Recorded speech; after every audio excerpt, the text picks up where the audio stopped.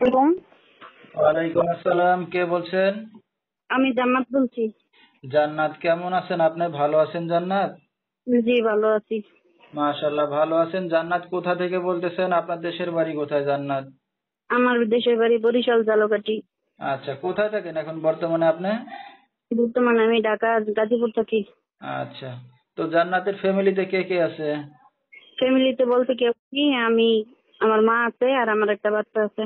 আচ্ছা, তো জান্নাত কি করেন এখন আপনি? আমি বাসা বাড়ি কাজ করি। ঠিক আছে, তো জান্নাত, আপনার স্বামী কি করে? আমার স্বামী নাই। কতদিন একা আছেন আপনি? আমি 2 বছর ধরে আছি একা। আচ্ছা, তো দর্শক শুনতে থাকুন আজকে জান্নাতের জীবনের গল্পগুলা। ধৈর্য সহকারে ফুল ভিডিওটি দেখলে মোবাইল নাম্বার পেয়ে যাবেন, সরাসরি যোগাযোগ করতে পারবেন জান্নাতির সাথে। তো আপনার বাবা কোথায় জান্নাত? আমার বাবা ছোটবেলায় মারা গেছে। কি দুঃখের বিষয়। আপনার কোনো ভাই বোন আছে না আপনি একাই? না, আমার ভাই বোন নাই, আমি একাই। আচ্ছা, তো জান্নাত লেখাপড়া কতদূর করছেন আপনি? ছোটবেলায় বাবা মারা গেছে, লেখাপড়া করতে পারি নাই। আচ্ছা, তো আপনার মা কি করে এখন? আমার মা বয়স হয়ে গেছে তো কোনো কাজ কাম করতে পারে না। আপনি এখন কাজ বাজ করেন না? জি, আমি কাজ কাজ করি। তো জান্নাত দেশের বাড়ি ছেড়ে এখন ঢাকাতে কি কারণে?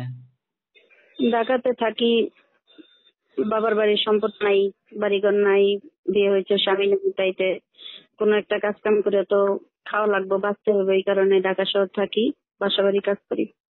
আচ্ছা, ঠিক আছে। তো জান্নাত লেখাপড়া কতদূর করছেন আপনি? আমি লেখাপড়া করি নাই, ছোটবেলায় বাবা মারা গেছে এই কারণে।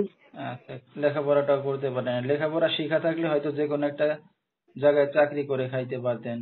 তো জি, আপনাকে বিয়ে শাদিটা কে দিছিল? আপনি নিজে করছিলেন না গার্জিয়ান দেখে দিছিল? আমার মাই দিছিল, আমার মা বুঝতে পারে না যে ছেলে এরকম।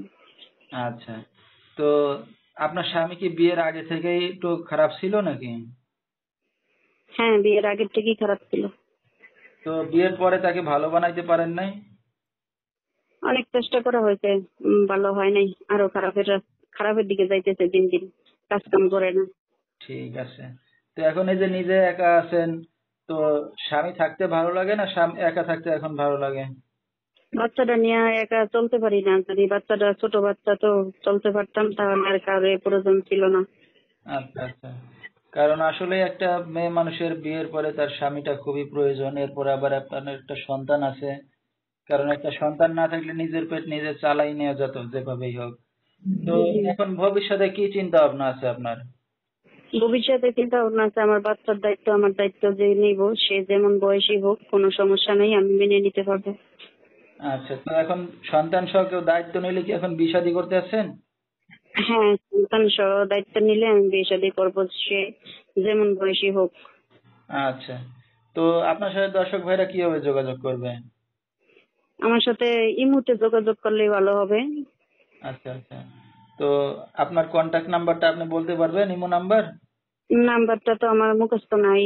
আচ্ছা, তো দর্শক নাম্বারটা স্ক্রিনে পাইছি বলেছি, এই নাম্বারে যোগাযোগ করলে জান্নাতকে পেয়ে যাবেন। যেহেতু স্বামী ছাড়া 2 বছর একা আছে, তো একটা মেয়ে মানুষ সারা জীবন তো আর একা থাকতে পারে না। তো তার ইমো নাম্বারটা বলেছি, এই নাম্বারে ইমো আছে, সরাসরি আপনারা ইমোতে যোগাযোগ করতে পারবেন। 01941872686, এই নাম্বারটাই হলো জান্নাতের। তো জান্নাত, রাত বেরাত্র অনেক দর্শক আপনাকে ফোন দেবে, কোনো সমস্যা হবে? না, সমস্যা নেই। আচ্ছা, আমি ইমুতে ফোন দিব, আমি সরাসরি সে দেখবো, পছন্দ হইলে কথা বলবো, পছন্দ না হইলে নাই, যে পছন্দ করে। ঠিক আছে, তাহলে তো খুবই ভালো কথা। দর্শক, আপনারা সরাসরি দেখেও কথা বলতে পারবেন। যার ভালো লাগবে সে কথা বলবেন, যার ভালো লাগবে না সে কথা বলবে না। খুব ভালো কথা বলছে।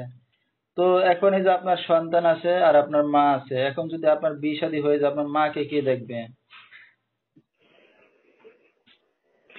আপনি কি চাচ্ছেন যে মা সহ দায়িত্ব নিক, না শুধু আপনার আর আপনার সন্তানের দায়িত্ব নিলেই হবে? আমি চাইতেছি যদি আমার আদেশ নিতে পারে তাহলে তাহলে। ভালো হয় আর কি। কারণ হ্যাঁ, আপনার বাবা নাই, ভাই নাই বড়, বা অন্য কোনো আর আপনার ভাই বোনও নাই দেখার মতো।